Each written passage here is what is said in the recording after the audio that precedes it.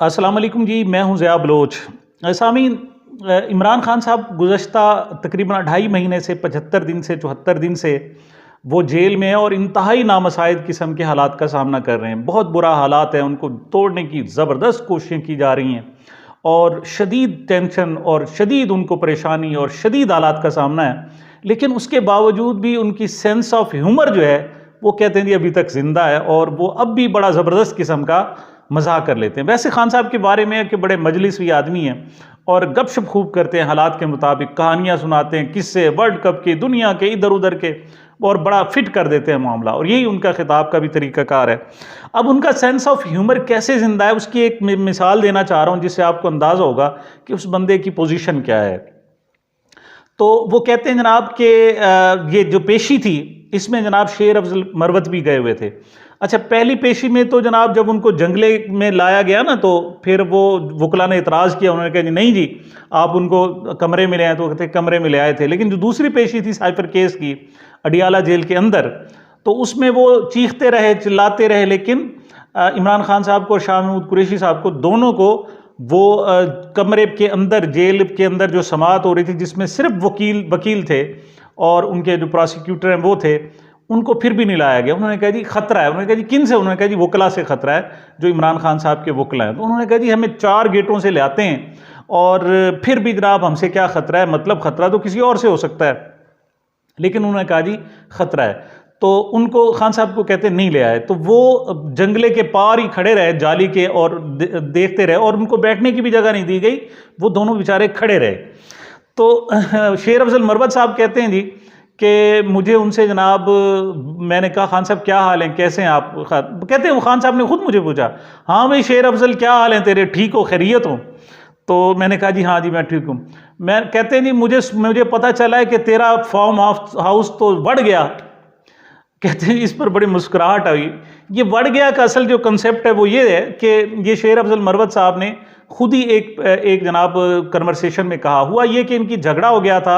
जावेद चौधरी का जो प्रोग्राम था, अफवानुल्लाह, सेनेटर अफवानुल्लाह, जो सेनेटर मुशाहिदुल्लाह के साहिबजादे हैं, ये खुद भी सेनेटर हैं, इनके साथ उनका झगड़ा हो गया था और जनाब फिर लड़ाई हो गई।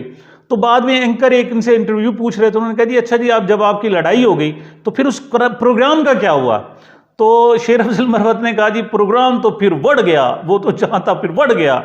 वो बढ़ गया, इतना मशहूर हुआ है कि अब पूरी दुनिया में, ख़ास तौर पर इंडिया में, चूँकि वहाँ वो समझा जाता है, वैसे ये सराइकी का लफ्ज़ है और इतना अच्छा मफहूम नहीं रखता, लेकिन यहाँ एक नए मफहूम में आ गया कि बढ़ गया जनाब, वो काम जो ना हो सके उसके मुतल्लिक मफहूम ये आ गया है।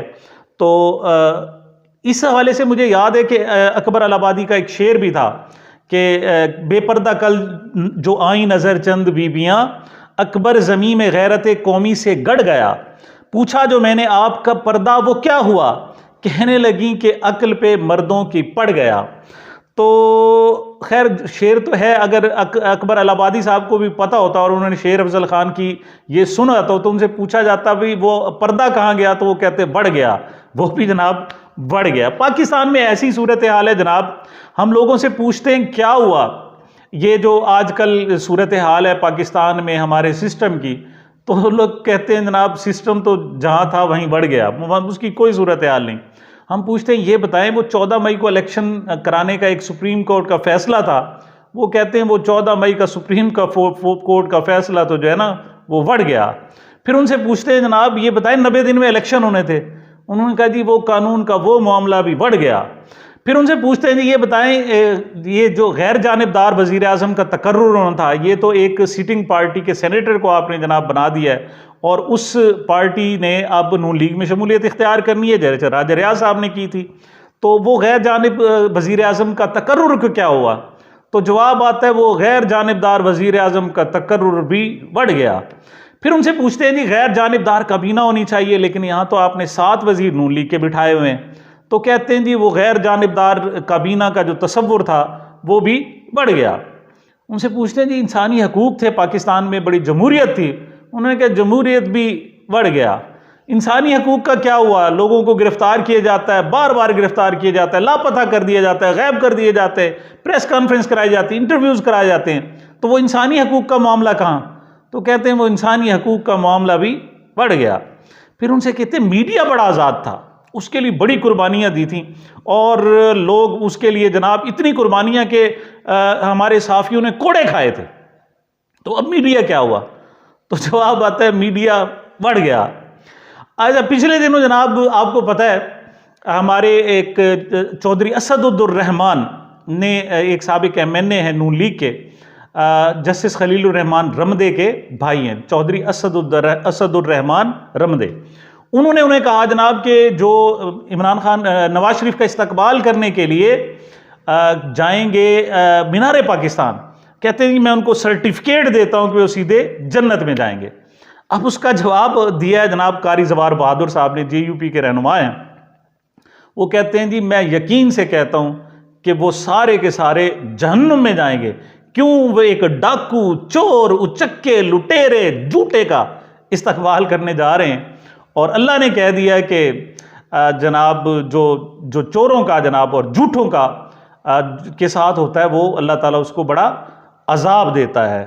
तो वो जनाब वईद है उनके लिए जनाब जो झूठे हैं, बैलुल मुकज़्ज़िबीन, यानी झूठ जो बोलते हैं उनके लिए बड़े जनाब लानतुल्लाह अलल काज़िबीन, अल्लाह ताला ने तो उन पर लानत भी भेज दी है। तो वो कहते हैं जी वो तो जहन्नुम में जाएंगे। तो पूछा गया भाई मीनार पाकिस्तान पर जाने से जन्नत का जो मामला था, उन्होंने कहा जी वो भी बढ़ गया जनाब। अब है क्या मामला, क्या हुआ है जनाब? हम देखते हैं ये परेशानी है क्यों और इसको हम ह्यूमरस में क्यों मामला ढूंढ रहे हैं। उसकी वजह यह है कि आप जानते हैं हमारे एक सीनियर सहाफ़ी हैं जनाब मंसूर अली खान साहब। मंसूर अली खान की वजह मैं इस वजह से उन्हें जनाब उनको सीधी सी बात है उनकी थोड़ी सी तनकीद करता हूँ कि मुनाफ़िकत वो हद से ज़्यादा करते हैं और बड़ी टेक्निकल किस्म की मुनाफ़िकत करते हैं। लेकिन कल जनाब वो एक प्रोग्राम था उनका ARY पे काशिफ अब्बासी के साथ, तो वो कह रहे थे जनाब जनाब नवाज शरीफ साहब आ रहे हैं तो एकदम सारे मामलात हल हुए, वो बायोमेट्रिक भी ख़त्म हो गई, दूसरे भी ख़त्म हुए, 1 बजे दरख्वास्त दी, 1:30 बजे नंबर लग गया, 2 बजे समाअत हुई, 2:10 10 सेकंड पर जनाब वो मामला निपटा दिया और स्नैप प्रोसिक्यूटर भी आ गया, सब कुछ आ गया। वरना तो जनाब बायोमेट्रिक नहीं होती थी, वो कहते थे जब तक वो बायोमेट्रिक नहीं होती। तो इस पर जनाब सारे जो वो थे वो हंस के बातें कर रहे थे, देख के बाद ही नवाज शरीफ साहब आ रहे हैं तो कमाल हो गया जनाब, सारा सिस्टम हाथ बांधे खड़ा हुआ है। तो इस पर बोलने का मौका दिया काशिफ अब्बासी साहब को। काशिफ अब्बासी साहब ने मंसूर अली खान को, मंसूर अली खान साहब फट पड़े, कहते हैं क्यों हंस रहे हो, ये तो रोने का चीखने का मकाम है। मतलब वो कह रहे हैं जी इस पूरे सिस्टम से मुझे इंतहाई तफ़्फ़ुन आ रहा है, बदबू आ रही है। मतलब तसव्वुर करें कि मंसूर अली खान जैसे बंदे को भी इस सिस्टम में से तफ़्फ़ुन और बदबू आ रही है और गंदगी जनाब उनको दिखाई दे रही है। उनसे पूछा गया ये बताएं कि बायोमेट्रिक, वो कहते हैं जस्टिस सतर मिनल्लाह ने भी कहा था कि जब तक जनाब बायोमेट्रिक नहीं, अंगूठा नहीं आके लगाएंगे तो इस पर कोई कंप्रोमाइज़ नहीं, कोई भी अगर जब भी जमानत के लिए आएगा तो उसको अंगूठा लगाना पड़ेगा, उसके बगैर। नवाज शरीफ ने कहा, उन्होंने कहा, बताया गया कि जनाब इमरान खान तो बड़े बीमार हैं, उनको गोलियां लगी हुई हैं। उन्होंने कहा जी स्ट्रेचर पे आओ, एम्बुलेंस पे आओ, इधर आना पड़ेगा और आके लगानी पड़े, और आके उन्होंने लगाई। फिर तो उन्होंने कहा बायोमेट्रिक असूल पर कोई जनाब कंप्रोमाइज़ नहीं हो सकता। लेकिन आज नवाज शरीफ साहब की जनाब जब दरख्वास्त दायर की गई, नवाज शरीफ साहब बैठे हुए जनाब सऊदी अरब में इस वक्त भी, और तारड़ साहब ने जनाब अताउल्लाह तारड़ साहब ने अपना अंगूठा यूं करके लगाया और सिस्टम ने अंगूठा एक्सेप्ट कर लिया। और तो क्या हुआ जी बायोमेट्रिक का असूल? तो मरवत साहब से पूछ रहे हैं, उसने बायोमेट्रिक का असूल तो बढ़ गया जनाब। फिर दरख्वास्त पर नंबर लगाने का तरीका होता है, उन्होंने कहा जी वो कायदा कानून भी बढ़ गया। बेंच बनाने का तरीका होता है जी, उसने कहा जी वो भी। फिर केस लगाने का मेरिट होता है, उसने कहा जी वो भी। केस सुनने का वक्त होता है, मतलब आज सुने, कल सुने, परसों, ये तो 10 मिनट बाद ही सुन लिया गया। केस सुनने का वक्त भी जनाब। नैब प्रोसिक्यूटर को बुलाने का तरीकाकार होता है, कायदा होता है, मतलब नोटिस जारी होते हैं वो आते हैं। यहां तो दरख्वास्त जमा हुई और नैब प्रोसिक्यूटर साहब पहले मौजूद थे, उसने कहा जी वो तरीका, उसने कहा जी वो तरीका भी बढ़ गया जनाब, चला गया। उन्होंने कहा लंबी लंबी तारीखें दी जाती हैं और इस तरह भी होता है। उन्होंने कहते हैं जी 17 को जनाब उन्होंने फर्द जुर्म आयद करनी, उससे पहले केस लगा दें या जो आपके पास महफूज फैसले हैं वो सुना दें, तो वो कहते हैं नहीं ये एक तरीका कार है, उसी के मुताबिक सुनाए जाएंगे। यहाँ तो जनाब यूं तारीखें दी जा रही हैं, आज कल फिर समाअत होगी जनाब, आते ही पहले पहले, वरना 2 बजे के बाद केस लिए जाते हैं और 2 आर्गूमेंट्स होते हैं, 4 बजते हैं वो कहते हैं जी मामला खत्म। तो लंबी तारीख देने का मामला भी गया। अच्छा, मुलजिम और मुजरिम का फर्क होता है जनाब, कि मुलजिम जब आ रहा होता है तो उस पर वो मतलब कन्विक्टेड नहीं होता। तो उससे पूछा गया जी मुलजिम और मुजरिम का फर्क, उन्होंने कहा वो भी बढ़ गया, वो भी नहीं बचा। उन्होंने कहा जी ये बताएं, एक दिन पहले इमरान खान के मुकदमात की इसी इस्लामाबाद हाई कोर्ट ने काज लिस्ट मनसूख कर दी थी, उसके मुकदमात ही उड़ा दिए गए थे, लेकिन 1 बजे जो दरखास्त आई उसको लगा लिया और सुन भी लिया, तो काज लिस्ट, उसने कहा जी वो मामला भी बढ़ गया। एक और हैरत अंगेज बात है जनाब, मलिक रियाज साहब को उनके मुकदमात शुरू हो गए हैं और लोग बता ये रहे हैं कि मलिक रियाज साहब से कहा गया था कि अलकादिर ट्रस्ट में तुम वादा माफ गवाह बन जाओ, तो उसने कहा जी मैं तो नहीं बनता। उन्होंने कहा अच्छा फिर तेरी आकड़ निकालते हैं।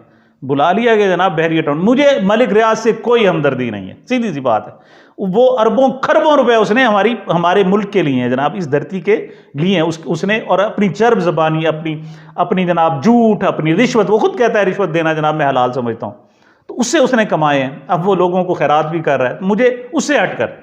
लेकिन यहां पर जो उसको बुलाया गया है कि तू वादा माफ क्यों नहीं बना रहा, क्यों नहीं बन रहा, और जब तक तू वादा माफ गवाह नहीं बनेगा तेरी जान नहीं छूटेगी, अब तू नरगे में आ गया। तो उनसे पूछा गया उसके बहरिया टाउन का क्या हुआ, उसने कहा जी बहरिया टाउन का मामला भी बढ़ गया जनाब। अलीमा खान साहब से जज का मुकालमा हो, जिस पर मैं अलहदा व्लॉग भी कर चुका हूँ। उन्होंने कहा जी ये बीबी कोई गल है, कोई बात है, भला हम साइकिल क्या मोटरसाइकिल भी देंगे। उसने कहा जी सिर्फ साइकिल ना ना ना ना, स्विमिंग पूल के अलावा हर कुछ चीज़ देंगे, बस ख्याल रखना साइकिल पंचर ना हो जाए, ख्याल रखना साइकिल को गलत इस्तेमाल ना हो। मतलब एक खातून से इस किस्म की बातें कर रहे हैं। उसने कहा जी ख़वातीन के तकद्दुस का मामला क्या हुआ, उसने कहा जी वो भी बढ़ गया।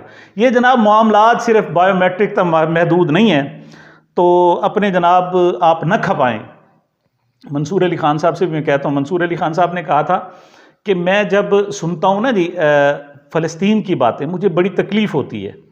कहते हैं जी जब मैं यहाँ आकर नवाज शरीफ के हवाले से इस सारे सिस्टम को ऊंधे मुंह गिरते हुए देखता हूँ तो कहते हैं मुझे उतनी तकलीफ़ होती है। तो मंसूर अली खान साहब ज़्यादा परेशान ना हो, अब हमने भी परेशान होना कम कर दिया बल्कि छोड़ दिया है, हमें पता है ये सारा सिस्टम। तो सामीन ये मेरी अब तक की गुजारिशात थी। मुझे मेरे इस चैनल को अपनी मोहब्बतों और दुआओं में याद रखें। मिलते हैं छोटे से वक्फे के बाद।